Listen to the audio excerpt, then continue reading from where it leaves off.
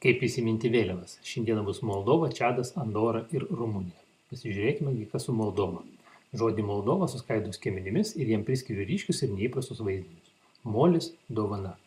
Tada sukūriu istoriją, kad aš padovanoju molinę dovaną geltonplaukiai gražuoliai. Molinės dovanos viduje išdidžiai tupi raudonas erelis, kuris ką tik prarijo jautį. Gerai, viskas yra. Va štai šitaip atrodo iliustracija. Molis, dovana, Moldova. Panaši vėliava pasirodo Andoros. Ką apie Andorą priklausime? Pasakomės apie Andorą panašus į Moldovą, tik yra pora pakeitimų. Kad mes su Andriumi dorai pasielgime, kai mojuodami mėlynomis skrybėlėmis padėjome geltonplaukį dorai pabėgti nuo 2 paraudonavusių karvių. Kur tos paraudonosios karvės? Gal priversimės šokti? Va štai kaip atrodė turėtų iliustracija, kad padėtų įsiminti. Andrius, Dora. Taigi, Moldova ir Andora. Gerai, kas toliau? Pasižiūriu, kad yra dar 2 vėliavos tokių pačių spalvų. Na, kasgi pirma? Čadas. Na, čia dabar kas? Pasakau pats sau, kai pamatau, kad viena vėliava labai panaši į Moldovos ir Andoros. Tai prisimenu, kad tai Čadas. Čia dabar kas? Čadas.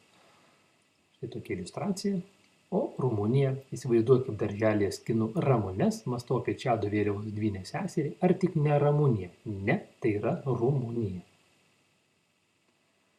Taigi, Moldova molinė dovana, Andora, Andrius ir Dora, Čadas, čia dabar kas ir Rumunija, ramunės. Kaip įsiminti vėliavas?